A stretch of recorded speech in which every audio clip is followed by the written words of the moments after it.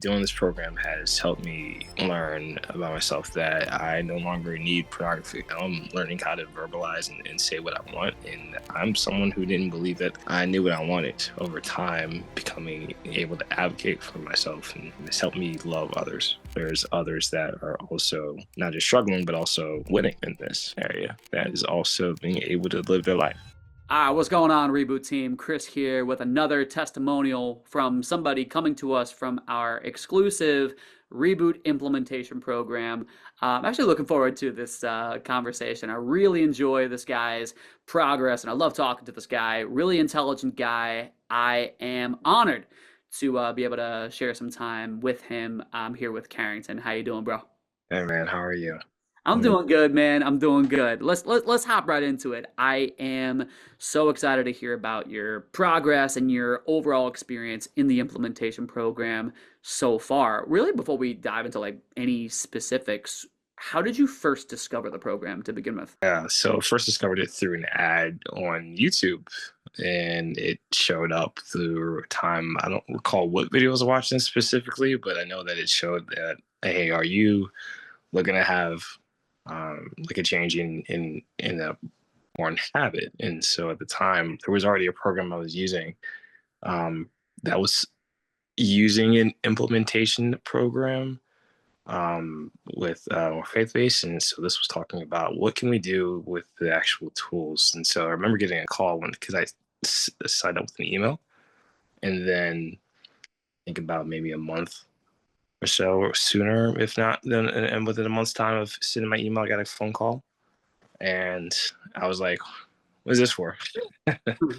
Who's calling me? I signed up for what? And I was like, "Oh, okay, yeah, it sounds like something I would do. So sure, why not?"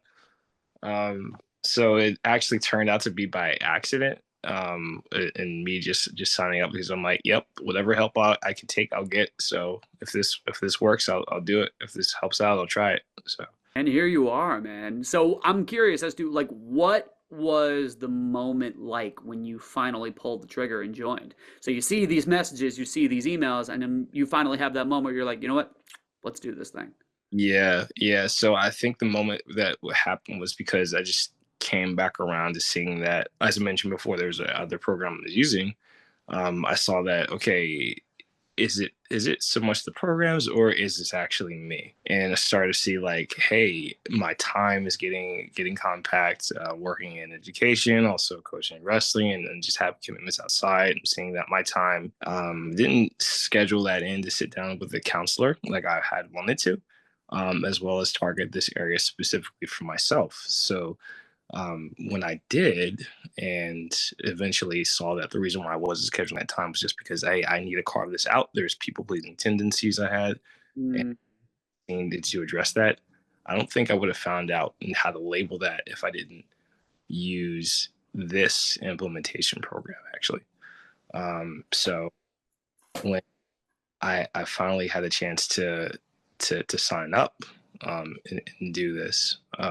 I saw that, hey, this is different from the first one that I had, which no disrespect to what I was using before, just this helped me with what I needed um, to have a foundation. mm. We're just more so, okay, how do I actually actively have a community of people that I'm not just they're reaching out to me, but I am also being called to reach out to. And that's where I started learning about accountability, which is different. The Facebook group was something that I saw. Oh, this is active. People are using this, and people are responding. I was like, what is this? Like small things. They're looking at wins and small stuff. So I'm like, I think the activity and how everyone was using this a lot is what really what kept me. I love that, man. Tell me a little bit more about that foundation. Like what from the program helped establish that for you? Yeah, the foundation changed from having something like a big system to trusting that there was already something in place that works and just doing it small, just little by little, just small. It wasn't so much pressure as this is homework. This is more of an invitation of, okay, start with where you're at. As in conversations we've had as well, just about, okay, start with what is rebooting mean to you? Every rebooter, every hero, everyone on staff as well has said this before about what does reboot mean to you? And the more and more just what does it mean to me? Just it's more of a question of like, well, what do I need right now? What are my needs? Mm. That's so, so important because our role as the program is to not tell you necessarily how to live because we don't know what's important to you. Only you do at the end of the day. Our Yeah. job is to help provide that facilitation and the community and the tools for you to do just that for yourself, to bring that rebooted Carrington to life. And speaking of the tools, what have been some of those specific tools that have benefited Mm. you so far? Yeah. Yeah. I don't want to hurt your feelings, but I know the one that my I've used the most is the feel wheel. Still practicing dialoguing as well, but the I would say the go-to that has been helpful for me has been the emotional feel wheel and using that and I would say that really kicked in for me. And this may scare some people about how long it really started to work for me, but maybe about a year. I would say a year in. Um, as I shared before about working in education, like using it before, there's a lot of emotional withdrawals that happen in that. The bank account only does two things: withdraw and deposit. And so I'm realizing, why am I feeling so swamped and fatigued, and what do I do about this? And so it's been helpful to label the emotions that I feel. So I know that when something happens, I know what I felt before it happened, before it took out of my account. And I know, okay, that there was already something else going on. And I know that in the moment when I'm feeling something, I don't want to make decisions when I'm feeling like disappointed or upset and anger, or even if I have these things, if I notice a consistent theme daily doing this in small, that, oh, these are aren't the drivers of my life. They're just signals on the dashboard showing me something's going on a little bit deeper. You spoke about something really, really, I believe to be very important there. Talk to me a little bit about how, that sort of emotional muscle memory or that awareness and, making it through the other side or to the other side rather of that emotional withdrawal. Because a lot of guys will, just from being in the program myself and now speaking to men all the time that are in the program now, it can be very common to want and expect like changes like almost immediately, right? Yeah. Within like the first month. Talk to me a little bit about that, like that long game. Like, what was that like? Yeah, so I can immediately tell you there's a conversation I had with my pastor actually, and this was over breakfast, and he was telling me that um addicts tend to look for chasing positive feelings only. Mm, And so when I was sharing with him something that was going on in my life, this feeling of inadequacy, which I did not like. I didn't like that at all. He was like, "Hey, there are some feelings that you're getting used to, that are like being in the gym. You're bench pressing for the first time, and muscles are being torn, broken down, and they have to repair. So there's just some feelings you're gonna have to start getting acquainted to. Addicts only chase positive feelings only, but you can't live in positive feelings only. Part of the human experience is to feel everything. So um, the the resilience, if you want to say that, the implementation program is helping through, is being human again, being back to human, where porn has served to say you don't have to be human. You can have whatever you want. And I don't know about that. I don't know if I want everything that I wanted, because sometimes I didn't know what I wanted for me. And seeing that at the time was like, no, it's usually avoiding something. So there's so much gold in what you just shared, to be honest with you. And shout out to your pastor too. Like that is just, yeah. chef's kiss. But particularly that point of, again, I can relate having an addict be, addicted to positive feelings. They want to feel that positive thing all the time to the point where, those positive feelings become an addiction within itself. They become a form of escapism to the point where you'll, compromise your boundaries and values just for that spike, Yeah. just for that spark, you know? And rewiring that tendency, rewiring that conditioning and muscle memory, that's a process. So if you could take yourself back to your first month, like within your first 30 days, because we know it's not a quick fix, but Oh yeah. can you like just fresh in the program, Carrington, right? Once you started getting your feet wet with the material and really kind Yeah. of getting in the swing of things, what changes did you see in your first 30 days? I saw I was so scared. Shout out to Han, who said, "Hey, the more you start doing this, you're gonna notice some resistance. You're gonna notice a little." He used a different word. I'm not gonna use it at the moment. You're gonna notice you notice a little scared you, right? A little scared voice in your head that's gonna say, "Hey, maybe you shouldn't be doing this." And at the time, I listened to that resistance. I didn't name it, couldn't label it. And I was just like, "Hey, maybe some of this I should fall back on a little bit too." And in my first month wasn't successful. To if we were saying success is consistency, I wasn't posting daily. I wasn't looking at this daily. And at the time there was shame about this because I'm like, hey, I know I'm not doing this, and I know that there's some things I'm not going to. But coming back, seeing that I looked at the fast track guide, and through Reboot Heroes reaching out as well, I'm saying like, okay, this is support, but they aren't doing this for me. And it took time for me. I'm a slow cooker, but that's more of a trauma response of when there's something that is finally what I need. It's like I'm frozen, right? And so just thawing out to watching these reboot things is changing that mindset from homework to an invitation. So really, I would say it wasn't in the first month, which I would recommend anyone to do this within the first month. Do it. Just try it. Just try it, and don't expect change immediately. Try it. You aren't going to do everything, and I think the intention of the fast track guy is to be exposed to it and then be able to learn the basics. The first month was peppered at me, and I had to slowly go back into this and do this. I really appreciate you keeping it real with that because, again, it kind of flashes me back to when I first started, kind of feeling like, you know, it is sort of a new way of thinking, it's a new routine, and yeah, there's a lot of truth that you spoke, and I appreciate you speaking on it. And I know one of the things that sort of kept me going was that sense of community. It's just like, oh snap, like there are other people that are looking at the same fast start guide Yeah. and really having similar feelings that you just described. And it's like, oh wow, like we literally are all in this thing together. We're all trying to recover and we're all trying to accomplish different goals in our lives.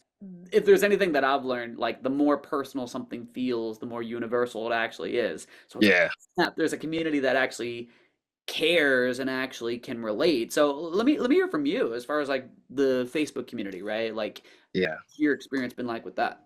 Yeah. I've seen that the shorter the post, the more questions I'll ask. The longer the post, the more questions people will ask. So it seems like regardless of what I post, there's someone that's gonna respond. I'm like, wait, these people are reading this.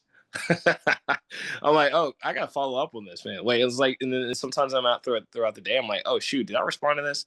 But I think what helps is that I'm posting, I'm putting my heart out there, and think the people that are most vulnerable will heal the quickest. But like you gotta put your heart out there, and these are other people in the community that are also in the same season, as well as some ahead, some behind. And even if it's just a small win, that's still helpful for someone at some time. Maybe for yourself in a couple of months, just to look back at your progress in the archive and just say, oh yeah, this is where I was at. Hmm. Can I share a quick example real quick? Go for it.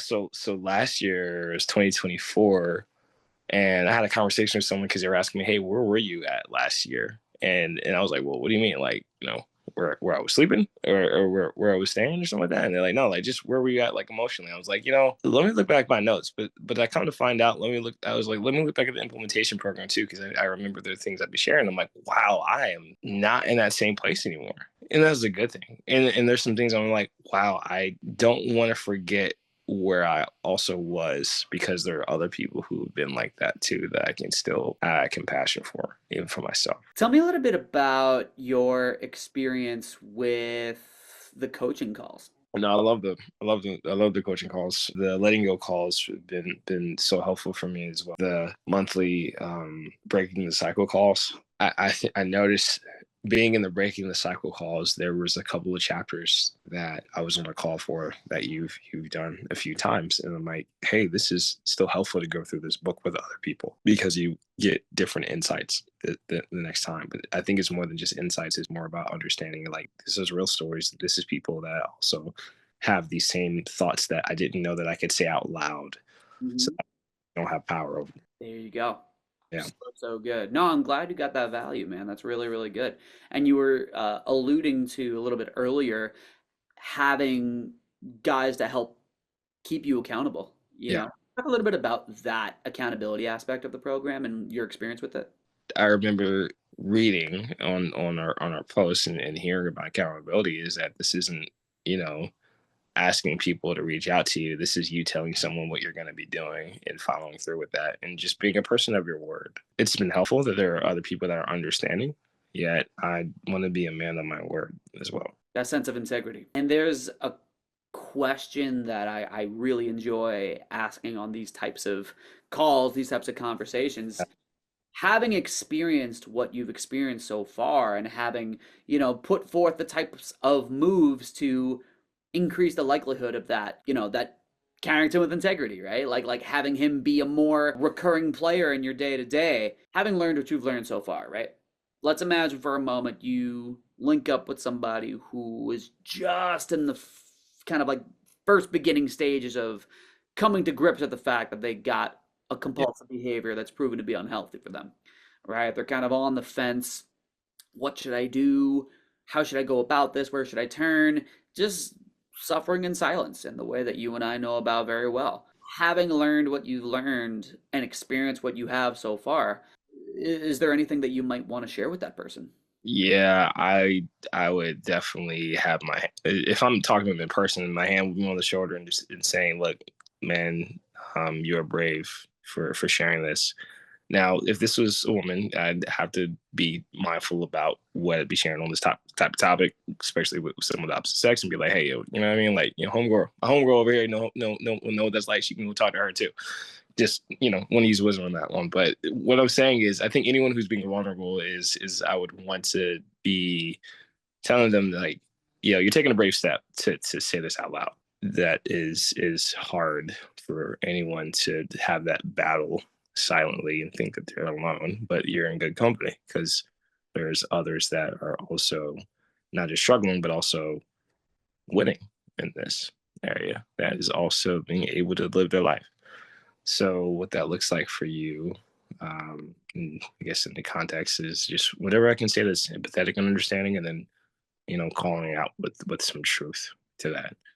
Is that does not define you, and where you're at is you do have more life. And so I've actually been in this conversation and referred some people to the program, but I wondered if I turned it to a sales pitch more than just being empathetic, understanding, and calling them out. So I should can relook at that too. But that's what I would start out with as well. And Well, a follow-up question that I would ask, would you recommend this program? yeah, I definitely would. Well, that's honestly like really really encouraging because we know very very well like how common of an issue this is, whether it's porn, whether it's sex, masturbation, other sexually compulsive behaviors. People all around the world, go through unhealthy relationships with those things. And having a program and having a community that's there and cares, people need that. And Yeah, you've been a valuable member of this community, and I'm not just blowing smoke. Like, I've really enjoyed seeing your progress and like keeping in touch and checking in with you. And yeah, before we bounce and call it a night, odds are if this makes it to the YouTube channel or the podcast, whatever, then odds are pretty high. Then someone who might come across this might actually be, in that sort of first stage of coming to grips with the fact, like, oh man, this is proven to be unhealthy for me. is there anything you might want to share kind of directly, to the Um, person before we say goodbye? yeah, I would say doing this program has helped me learn about myself that I no longer need pornography.